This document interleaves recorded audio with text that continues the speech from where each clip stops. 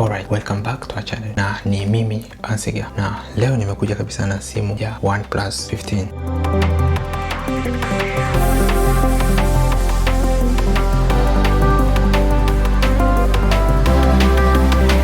So hii ni review ya OnePlus 15. So hii simu ina specifications ambazo ni kubwa kabisa. Kwanza battery yake ni killer 7300 mAh battery na chip yake ni Snapdragon 8 Elite generation ya 5. Kitu kingine ambacho inayo hii simu, ina kamera yake ni 50 megapixel. Kamera zote hizi hapa ni kila moja ina 50 megapixel. Kitu kingine ambacho kipo katika hii simu ambacho ni kizuri kabisa, charging speed yake reverse inatoa 50, halafu pia ina charge kwa watts 120 watts charging speed yake. Hii simu ina feature nyingi, utaingia moja kwa kingine kuhakikisha unaelewa zaidi hii simu kiundani. Hakikisha umesubscribe kama hujasubscribe, na pia like the video ili iweze kuwafikia watu wengi zaidi. Let's dive in.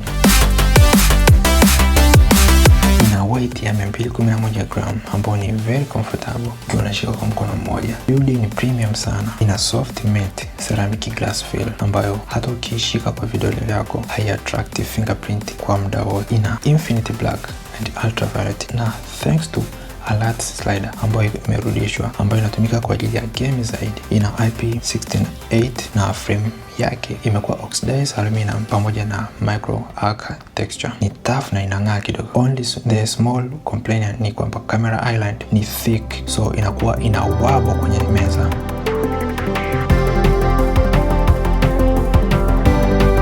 OnePlus 15 kioo chake kina sifa zifuatazo ambazo ni kwenye display yake. Ina size ya 6.7.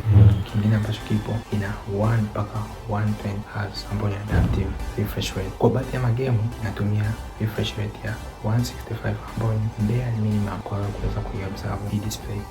Katika fingerprint scanner yake ni ultrasonic fingerprint ambayo inafunguka kwa haraka sana kama tunavyoweza kuona hivyo. Kingine ambacho kipo katika hii brightness yake ni nits 1800 nits kama unaweza kuiona hapo. Kitu kingine ambacho kipo katika hii display ina UHDR na HDR10 na Dolby Vision pamoja na specification nyingi ambazo zipo katika hii display.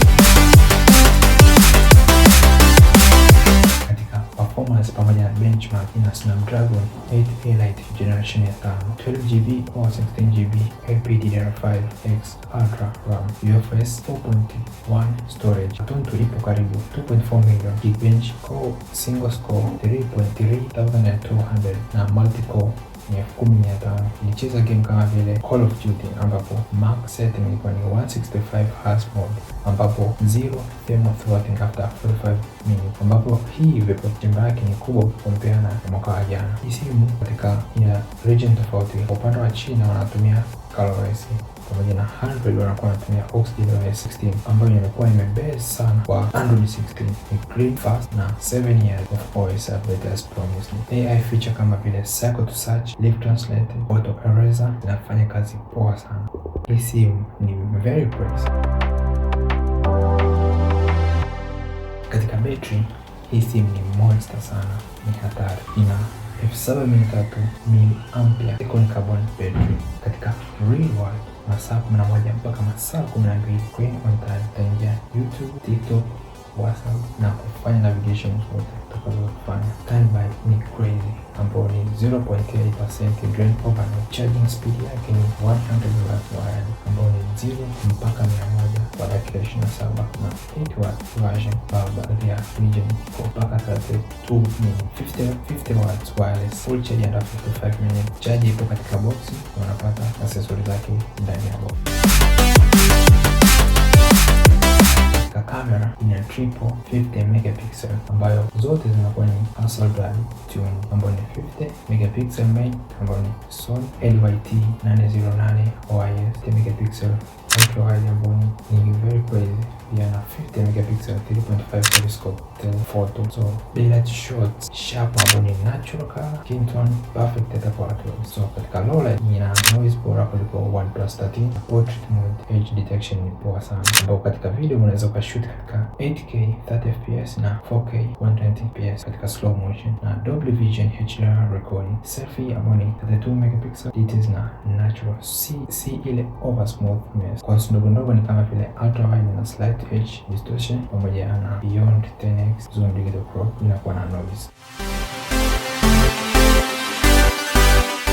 So kwa kuizungumzia hii simu yote nzima kabisa, tunaona baadhi ya specifications ambazo nimetaja na vigezo vyake vyote. Tunaona kabisa hii simu kila ya 2025 tunaweza kusema tukaipa 9.3 out of 10 katika simu zote ambazo zimetoka mwaka huu, kwa sababu ya specifications zake ambazo ni kubwa kabisa, kama battery, kioo, kila kitu ni very satisfactory. Kwa watu ambao tunataka charge ya kutosha kabisa, tunaweza kutumia kwa siku nzima na zaidi ya siku nzima, kwamba hii nimetumia for 2 days, siku 2 intensive using hapa, na ilikuja kuisha baada ya siku 2. So unaweza kuona kabisa hii ina satisfy mazingira ya aina yote. Na kama hujasubscribe, make sure umesubscribe katika channel, pia like, ili video hizo ziweze kuja nyingi na nyingi zaidi. So kwa kusema hayo yote, nashukuru sana na thank you till the next one. Peace.